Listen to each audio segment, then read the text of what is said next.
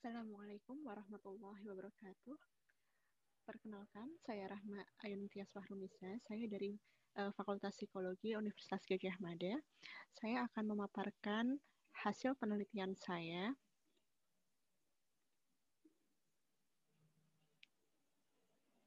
yang berjudul Strategi Coping pada Penyintas COVID-19 yang mengalami stigma, sebuah studi fenomenologi.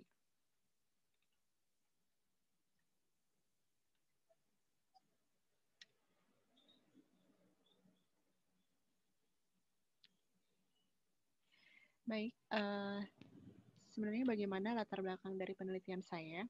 Jadi penelitian ini dilakukan pada bulan Oktober dan di situ saya mendapatkan data bahwa angka kasus COVID-19 di Indonesia itu masih sangat tinggi, termasuk juga angka kasus-kasus di dunia, angka kasus COVID di dunia yang juga sama tingginya, lebih tinggi gitu ya. Dan di Indonesia sendiri saat ini bahkan juga belum masuk ke fase kedua ya. Jadi grafiknya masih meningkat terus. Nah, data yang saya dapatkan pada tanggal 17 Oktober 2020 itu menyebutkan bahwa terdapat 349.160 kasus total kasus positif COVID-19 dengan penambahan jumlah kasus sebesar 4.301 per hari. Dan karena ini dari Oktober ya, jadi kalau saya lihat lagi data sekarang itu sudah sampai 6.000 per harinya gitu. Nah, pada Oktober kemarin itu angka persentase kematiannya itu adalah 3,5. Ini adalah angka yang besar ya. Begitu. Jadi dalam menghadapi tekanan dari COVID-19 ini, otomatis Indonesia mendapatkan beberapa masalah-masalah, baik itu sifatnya fisik maupun sosial dalam menghadapi COVID-19. Nah, permasalahan fisik ini bisa berupa seperti fasilitas penanganan COVID-19 dan lain sebagainya gitu. Yang ingin saya tekankan adalah bahwa ternyata permasalahan sosial itu juga menjadi suatu hambatan yang besar ya dalam penanganan kasus COVID-19. Nah, salah satu permasalahan sosial terkait COVID-19 yang sangat berpengaruh ini adalah adanya stigma publik terhadap apapun yang berkaitan dengan COVID-19, baik oleh survivornya atau tenaga medis yang menangani COVID-19, bahkan orang yang mungkin memiliki kontak ya, kontak relasi atau memang kontak interaksi langsung dengan pasien COVID-19 itu juga bisa diberikan stigma-stigma. Nah, sebenarnya kenapa muncul stigma publik ini? Itu adalah adanya pemahaman yang tidak tepat dan tidak lengkap mengenai COVID-19 di masyarakat, serta adanya kebijakan yang tidak konsisten dari pemerintah dalam menjelaskan COVID-19 dan menanganinya. Itu dari Sulistya 2020. Nah, stigma ini memberikan pengaruh besar terkait penanganan COVID-19 karena stigma ini memberikan pengaruh psikologis yang besar pada pasien COVID-19. Jadi itu bisa menghambat kesembuhan juga ya. Selain efek-efek lainnya, seperti hingga mengenai penanganan COVID-19 ya. Itu terjadi di India. Jadi angka pengecekan kasus itu akhirnya rendah ya karena adanya permasalahan stigma itu. Nah, kembali lagi pada permasalahan psikologis yang dialami pasien yang terkena stigma itu bisa dalam bentuk rasa tidak aman, perasaan tidak berharga, dan konflik keluarga maupun ketegangan relasi sosial. Itu dari Mahmud 2020 dan ada stres yang tinggi. Itu berdasarkan Ramachi 2020. Nah, oleh sebab itu, saya ingin mengangkat penelitian yang bertujuan untuk mengetahui kondisi psikologis pasien COVID-19 yang mengalami stigma, karena memang belum pernah dilakukan. Nah, penelitian sebelumnya memang pernah ada yang meneliti mengenai kondisi psikologis, tapi itu dilakukan dalam setting rumah sakit ya. Jadi, pengaruh stigma itu tidak terlalu besar ya, sedangkan di sini yang saya tekankan adalah mengenai survivor COVID yang mengalami stigma. Dan dalam penelitian saya ini, saya menggunakan desain penelitian kualitatif IPA atau Interpretative Phenomenal Analysis. Saya mengacu pada Smith 2009. Karena di situ saya bisa mengeksplorasi lebih jauh mengenai dinamika psikologis dari survivor COVID-19 ya. Kemudian partisipan penelitiannya, cara yang saya lakukan adalah dengan menetapkan kriteria inklusi dan kriteria eksklusi ya dari calon partisipannya. Nah, kriteria inklusinya pertama pernah ditetapkan atau dinyatakan sebagai pasien positif COVID-19 tentunya, kemudian pernah menjalani perawatan, baik itu rawat inap ataupun jalan, kemudian pernah mendapatkan stigma terkait dengan COVID-19 dan mengedukasi masyarakat, kemudian juga bersedia. Nah, adapun kriteria eksklusinya itu mereka yang tidak memiliki gadget dan tidak bisa berbahasa Indonesia dengan baik. Nah, kemudian yang saya lakukan adalah saya mencari survivor COVID-19 yang pernah diliput di media massa online. Kemudian muncul 5 calon partisipan, namun hanya satu partisipan yang bisa saya kontak dan bersedia untuk terlibat dalam penelitian ini ya. Sehingga penelitian ini menggunakan satu partisipan.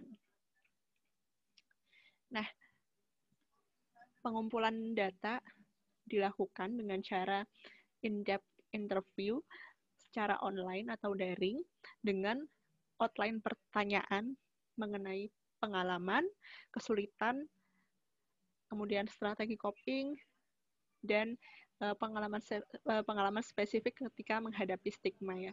Jadi ini hanya sebagai outline saja. Wawancara yang saya lakukan tidak seperti ini saja ya, lebih terbuka dan lebih bisa menggali dan lebih fleksibel.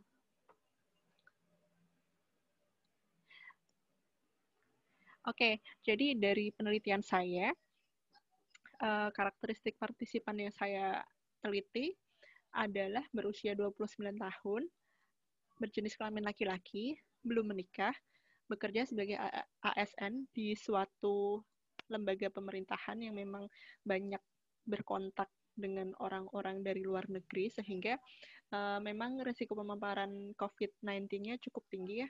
Dan kemudian partisipan saya ini adalah pasien positif COVID-19 pertama di suatu kabupaten di Indonesia.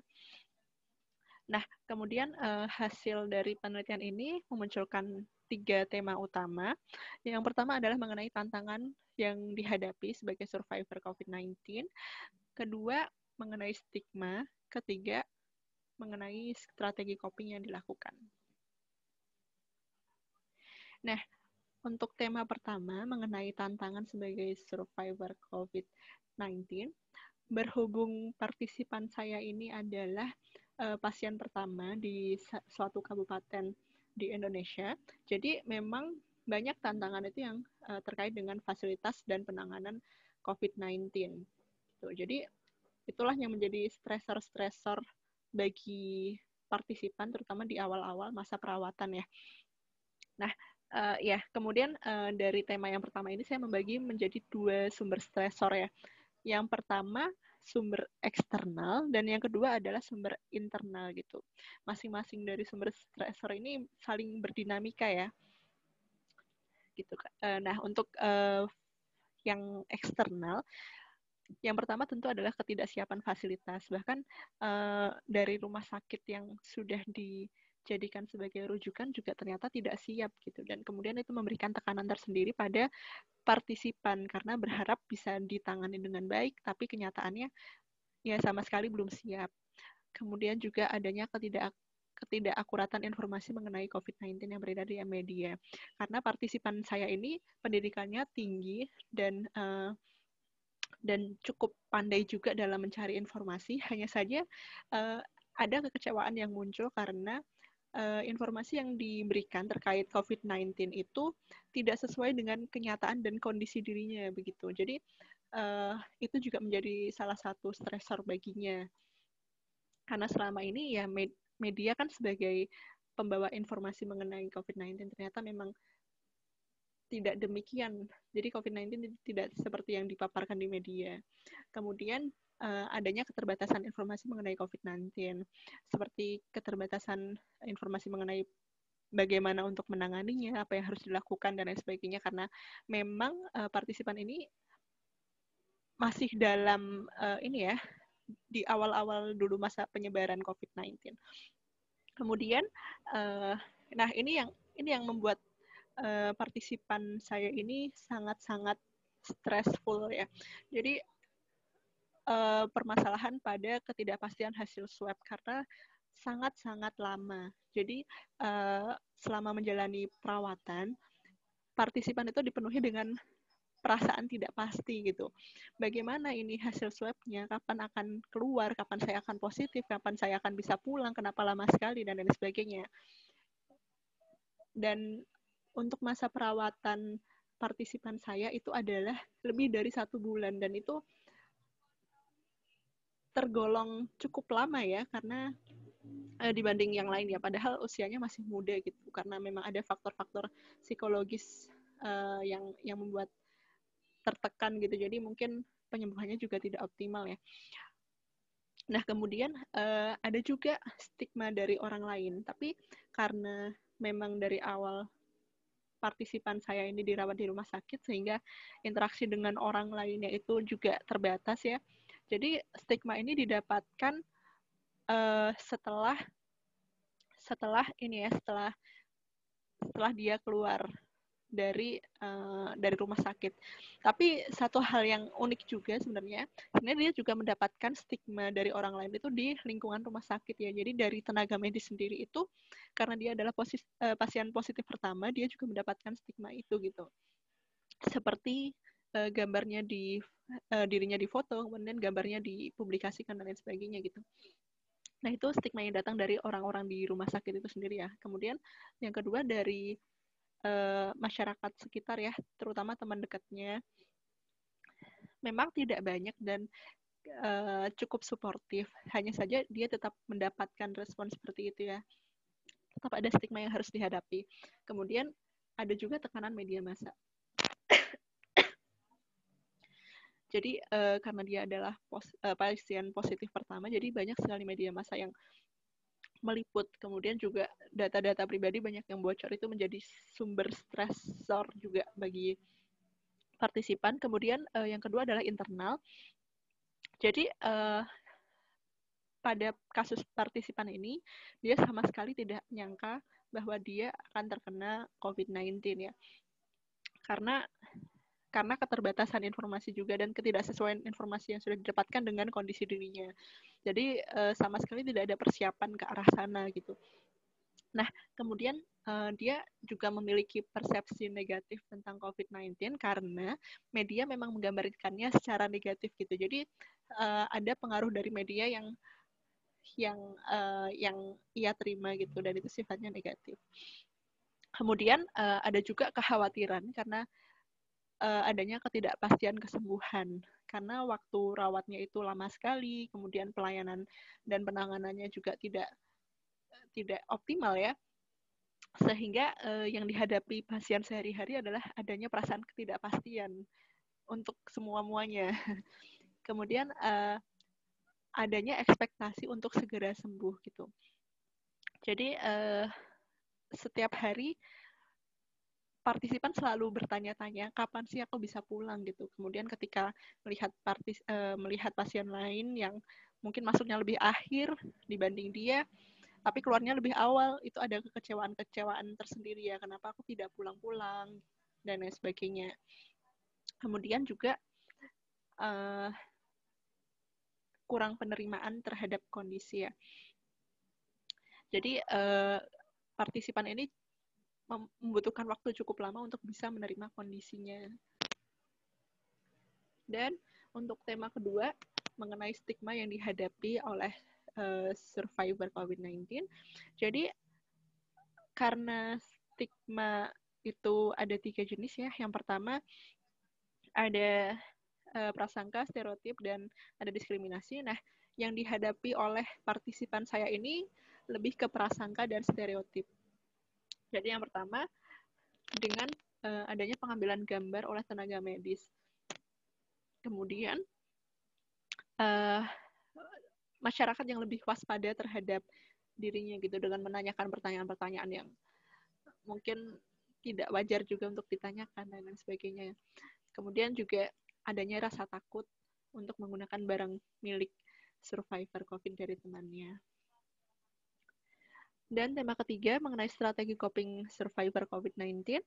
Jadi dalam penelitian saya ini ada banyak strategi coping yang dilakukan ya. Jadi tidak hanya satu jenis strategi coping gitu. Jadi cukup dinamis. Yang pertama itu di awal-awal saat dirawat itu strategi coping yang digunakan sifatnya cukup maladaptif ya. Jadi memang sebenarnya pendekatannya adalah problem focus coping ya. Tapi di sisi lain dia juga kurang bisa mengelola emosi negatif dalam waktu panjang, yang itu disebabkan oleh problem fokus coping yang mungkin tidak bisa bekerja sepenuhnya gitu, sehingga masalah tidak terselesaikan dan menimbulkan emosi-emosi negatif. Nah, emosi negatif itu dibiarkan saja dalam waktu yang lama, kemudian hingga dia ada di satu titik di mana ia benar-benar dalam kutip terjatuh. Kemudian perlahan-lahan partisipan saya mulai bisa menggunakan strategi coping yang adaptif. Yang pertama adalah mencari informasi terkait COVID-19, mencari informasi yang benar ya dari sumber yang kredibel. Kemudian juga bertanya langsung terhadap dokter ataupun tenaga medis yang ada di sana. Kemudian juga mencari dukungan dari orang lain. Jadi dia selalu aktif berinteraksi dengan baik dengan keluarga, teman, tentu dengan daring ya. Kemudian dengan perawat-perawat di sana. Jadi jalinan komunikasi dengan lingkungan sekitarnya itu tetap terbangun ya. Kemudian ia juga menerima layanan psikolog. Nah dari sini terjadi perubahan strategi coping yang cukup signifikan ya. Nanti akan kita bahas. Kemudian dia juga melakukan aktivitas menulis gitu. Karena memang ada hobi menulis dan memiliki kesempatan untuk menulis. Kemudian dia mencoba untuk memaknai proses isolasi. Jadi yang semula dimaknai sebagai suatu kekangan, akhirnya dimaknai sebagai suatu masa untuk liburan dalam arti cuti ya, jadi tidak bekerja. Kemudian dia banyak melakukan aktivitas untuk mengembangkan minat dan keterampilan selama masa isolasi, karena dia menganggap sebagai masa cuti yang dia bisa melakukan apapun yang tidak bisa dilakukan selama kerja, akhirnya dia melakukan hobi-hobinya dan lain sebagainya. Kemudian mengurangi intensitas penggunaan gadget untuk mengurangi arus informasi yang masuk, karena memang dia mencoba untuk lebih memaksimalkan waktu selama di masa isolasinya itu ya dengan hal-hal atau aktivitas tadi. Kemudian juga mencoba untuk mendekatkan diri pada Tuhan, kemudian juga mencoba untuk mengetahui keterbatasan diri bahwa cukup meskipun aku tahu permasalahannya apa dan aku tahu apa yang seharusnya dilakukan, tapi ketika itu memang di luar kapasitasku, ya sudah, setidaknya aku sudah melakukan apa yang aku bisa. Nah, partisipan saya ini cukup menarik karena dengan strategi copingnya berupa menulis, ia akhirnya melahirkan suatu tulisan surat untuk presiden ya. Jadi dari stresor-stresor yang ada, kemudian perasaan-perasaan tertekan dan lain sebagainya, akhirnya dia bisa menyuarakan itu dalam bentuk tulisan untuk mencoba menyelesaikan permasalahan yang dihadapinya itu tadi, yang memang berkaitan dengan kebijakan swab dan lain sebagainya. Gitu. Nah, kemudian untuk strategi coping dalam menghadapi stigma spesifiknya, itu yang pertama, dia bisa untuk menjelaskan kondisi diri untuk mengurangi kesalahpahaman terhadap orang lain ya. Jadi dia memulai duluan untuk menjelaskan, oh ini loh aku sudah dinyatakan sehat gitu. Dan kemudian juga dia berusaha untuk melepaskan diri dari rasa bertanggung jawab terhadap pandangan orang lain terhadap dirinya. Karena dia memiliki prinsip bahwa ya memang dia tidak bisa mengatur apa yang orang pikirkan terhadap dirinya gitu. Setidaknya dia sudah menyampaikan gimana kondisinya, kemudian juga menyampaikan sebenarnya COVID itu seperti apa dan lain sebagainya. Tapi ketika orang atau teman atau masyarakat di sekitarnya berpikir yang negatif terhadap dirinya sebagai survivor COVID, ya sudah.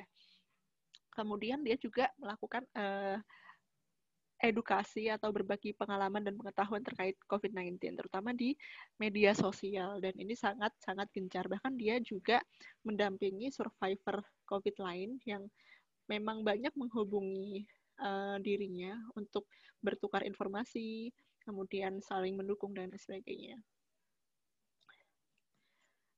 Oke, jadi jenis stigma yang dihadapi oleh partisipan saya adalah prasangka dan stereotip. Kemudian ada perubahan strategi coping partisipan saya dari awalnya yang maladaptif ya, menjadi semakin adaptif dalam menghadapi ketidakpastian terutama ya. Gitu. Nah, karena tadi di awal memang menggunakan problem focus coping ya. Jadi ketika dia ada masalah, dia langsung menghadapinya, fokus ke masalahnya. Tapi akhirnya dia dihadapkan pada permasalahan yang itu di luar kapasitas dirinya untuk bisa menyelesaikannya gitu, karena permasalahannya terkait dengan kebijakan dan lain sebagainya. Kemudian juga media massa, kemudian juga kondisi sosial dan lain sebagainya gitu. Jadi problem focus coping ini tidak cukup adaptif ya untuk menghadapi permasalahannya seperti ini gitu. Dibutuhkan juga strategi coping lain dalam menghadapi masa-masa awal ini ya. Nah, kemudian hasil penelitian yang menarik yang didapatkan dari penelitian ini adalah bahwasanya strategi coping yang terhadap stigma yang adaptif itu berkaitan dengan strategi coping selama menghadapi atau menjalani masa perawatan gitu, karena partisipan saya ini menggunakan strategi coping yang adaptif dalam menghadapi stigma karena memang sebelumnya telah mengalami perubahan strategi coping menjadi lebih adaptif gitu. Karena di awal-awal ketika dia belum memiliki strategi coping yang baik, akhirnya ketika dia mendapatkan stigma dari tenaga medis di rumah sakit, akhirnya dia tidak tahu bagaimana cara untuk mengelola emosinya menghadapi situasi seperti itu begitu. Jadi ada perubahan gitu. Nah, kemudian emosi-emosi negatif di awal yang tadi saya sampaikan itu seperti adanya perasaan kekhawatiran, kemudian rasa kesal, kekecewaan dan lain sebagainya, itu disebabkan oleh adanya ketidaktoleranan atau intoleransi terhadap ketidakpastian. Dan itu beberapa penelitian menyebutkan bahwa biasanya survivor penyakit yang cukup panjang itu memang berhadapan dengan ketidakpastian. Seperti dari Lie et al. 2018, dan memang intoleransi terhadap ketidakpastian ini memang bisa menimbulkan perasaan-perasaan seperti cemas, kemudian khawatir, dan lain sebagainya. Itu dari Januari 2017. Nah, strategi coping partisipan yang yang cukup menarik dan sangat berpengaruh terhadap partisipan ini, yang pertama adalah menulis gitu. Dan Burnahan 2010 menyebutkan bahwa menulis itu bisa menjadi bentuk manajemen stres. Kemudian juga dia aktif untuk mencari dukungan sosial, Nursalam et al. 2020, dan dia yang menjadi titik tolaknya dia ini adalah ketika melakukan meaning focused coping dari Biggs et al. 2017, yaitu biasanya meaning focused coping ini dilakukan ketika dia sudah mencoba untuk menyelesaikan permasalahan dan menghadapi stresornya, hanya saja karena mungkin terlalu kompleks, terlalu besar, terlalu sulit diselesaikan secara langsung, akhirnya yang dilakukan agar bisa adaptif adalah dengan mencari makna, kemudian kembali kepada nilai-nilai dalam diri ya, dalam prinsip-prinsip diri, sehingga bisa memaknai sumber-sumber stresor yang ada. Nah, ini adalah cara strategi coping yang sangat baik dan memang sangat berbeda ya hasilnya ketika dibandingkan dengan masa-masa awal dari perawatan partisipan. Kemudian dari Bagus Riono 2020 ya, ini menyatakan bahwa karena tadi yang dihadapi itu adalah ketidakpastian, maka cara yang terbaik untuk menghadapi ketidakpastian adalah dengan menumbuhkan harapan. Jadi bukan ekspektasi ya, karena tadi partisipan memiliki ekspektasi tertentu dalam proses perawatan yang itu bukan lagi menjadi harapan ya. Jadi kalau harapan itu tetap menerima risiko-risiko atau ketidakpastian yang ada gitu. Jadi bisa lebih adaptif gitu untuk mencapai kondisi psikologis yang optimal.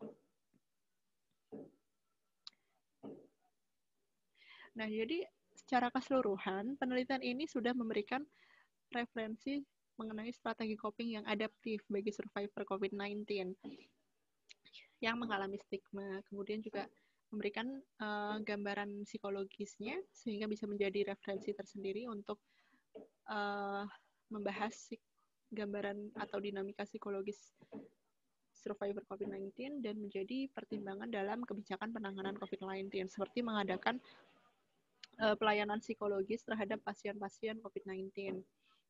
Kemudian juga yang perlu dikembangkan dari penelitian ini adalah karena jumlah partisipannya hanya 1 orang, maka penelitian selanjutnya bisa mengembangkan dengan menggunakan atau dengan melibatkan partisipan yang memiliki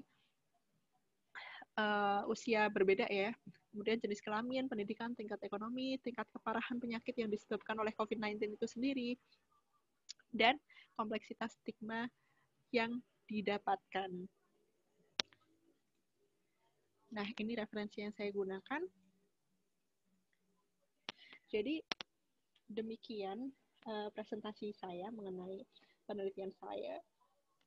Semoga bermanfaat dan bisa memberikan pengetahuan dan hal-hal baru tersendiri. Terima kasih banyak atas kesempatan yang diberikan. Wassalamualaikum warahmatullahi wabarakatuh.